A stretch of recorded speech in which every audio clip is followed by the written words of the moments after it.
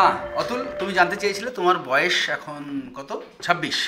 তো 26 বছর বয়স তোমার জন্য কোন পলিসিটা বেটার এবং তুমি কেমনভাবে এটাকে পলিসি দেখো। সাপোজ তুমি মাসে 10,000 কি 7,000 কি সামথিং যেটাই ইনকাম করছো, তো সেখান থেকে প্রতি মাসে তুমি 3,000 টাকা রাখতে পারবে, এরকম পারবে? ওকে, তাহলে 3,000 টাকা রাখতে পারলেও কিন্তু এটা পসিবল। কীরকমভাবে চলো বুঝে নিই। তাহলে এখানে আমরা দেখতে পাচ্ছি অতুল, যার বয়স 26 বছর এবং ওর এই পলিসিটা কিন্তু 74 শেয়ার্স পর্যন্ত। ওকে, তার মানে 74 প্লাস 26 100 বছর বয়স পর্যন্ত থাকলো। ঠিক আছে, তাহলে পলিসির টার্ম হচ্ছে টোটাল 74 ইয়ার্স। ওকে, এজ হচ্ছে ওর 26। ওকে, প্রিমিয়াম না, এখানে হচ্ছে টোটাল ইয়ার্স হচ্ছে 74। ওকে, ভেরি গুড। ওকে, প্রিমিয়াম পেমেন্ট 10 বছর প্রিমিয়াম পেমেন্ট করতে হবে এবং 50,000 টাকা করে করতে হবে। এবার 3,000 টাকা কেন বললাম আমি সেটা আগে একটু বুঝিয়ে নিই। ওকে, 50,000 টাকা হলে আপনার প্রায় 4,000 সামথিং পড়ে যায়, কিন্তু এখানে আমার মানি ব্যাক টার্মসটা যদি আমি ইউজ করি তাহলে প্রতি মাসে আমি নেক্সট ইয়ার্স থেকে 17,000 সামথিং করে আমি অ্যামাউন্ট ফেরত পাচ্ছি। আমি দেখে নিই কত টাকা ফেরত পাবো। তো আমরা এখানে দেখতে পাচ্ছি যে যদি কেউ খেয়াল করে দেখুন যে নেক্সট মান্থ থেকেই সে পয়সা চায়, হ্যাঁ নেক্সট মান্থ থেকেই যদি সে পয়সা চায় তাহলে সে কত করে পাবে। নিচে আমি স্ক্রল করলাম, এখানে দেখুন এটাই করা আছে অতুলের ক্ষেত্রে যে 50,000 টাকা করে সে প্রত্যেক বছর দেবে। ওকে, 17,500 টাকা করে সে রিটার্ন পাবে নেক্সট ইয়ার থেকেই কিন্তু 17,500 টাকা করে সে রিটার্ন পাচ্ছে। ওকে, আচ্ছা এখানে তো এই বছর থেকেই দিচ্ছে, এটা একদম এই বছর থেকেই আপনাকে কিন্তু 17,500 টাকা দিচ্ছে। ওকে, তো এবার আপনি দেখুন তাহলে কত টাকা আপনাকে দিতে হচ্ছে। তো 50,000 মাইনাস 17,500, 50,000 টাকা কিন্তু আপনাকে দিতে হবে। দেওয়ার পর হয়তো এক মাসের মধ্যে আপনাকে রিটার্ন দেবে, তাহলে 32,500 টাকা। তো 32,500 টাকা ডিভাইডেড বাই 12 ইকুয়াল টু 2,708 টাকা আপনার প্রতি মাসে পড়ছে। কত? 2,708 টাকা কিন্তু আপনার প্রতি মাসে পড়ছে। 2,710 টাকাই মনে করুন না। ওকে, তাহলে এই 2,710 টাকা করে প্রতি মাসে দিয়ে আমি কি পাচ্ছি? যদি আপনি এই ক্যালকুলেশনটা করি তখন কিন্তু আপনাকে এই মানি ব্যাগটা ধরা যাবে না। ঠিক আছে, এই মানি ব্যাগটা ধরা যাবে, কারণ এই মানি ব্যাগটা আমার ওই ক্যালকুলেশনের মধ্যেই আছে। তো আপনি প্লেনভাবে ধরে নিন যে আপনি 50,000 টাকা দিলে প্রতি বছর আপনাকে 17,500 টাকা করে দেবে হোল লাইফ 75 ইয়ার্স বয়স পর্যন্ত আপনার। এবার তার সঙ্গে কি থাকবে আপনার? 6.5 লাখ টাকার ডেথ বেনিফিট।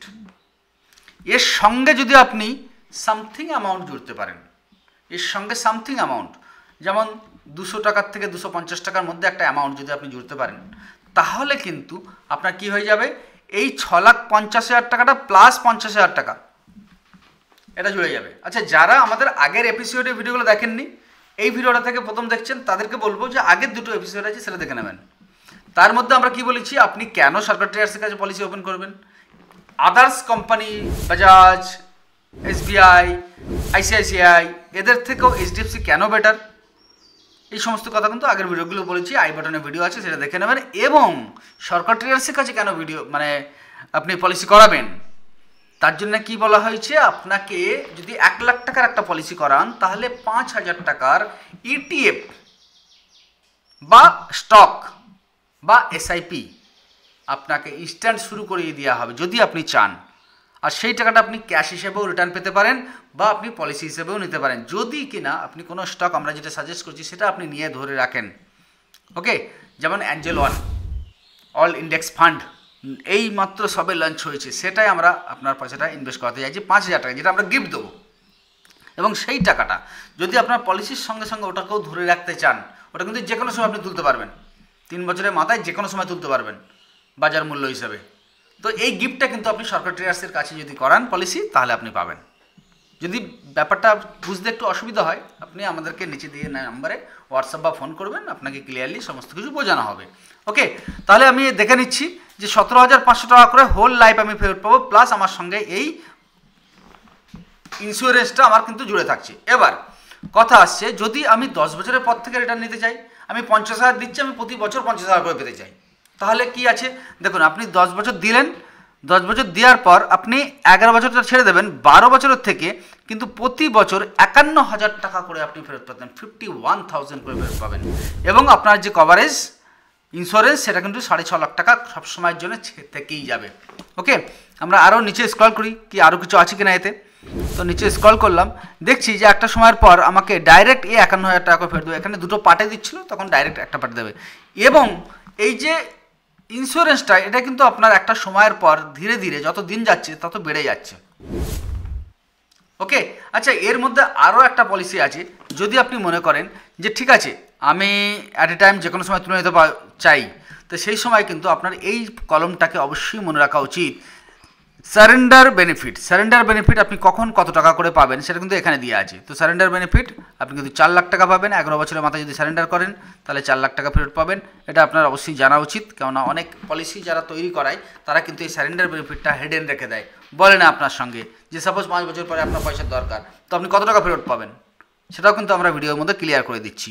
ওকে, তাহলে এই পলিসিটার মধ্যে কী কী জানা গেল, যে আমি 10 বছর পরের থেকে রিটার্ন নিতে চাইলে কত করে পাবো, কত করে অতুল, 51,000।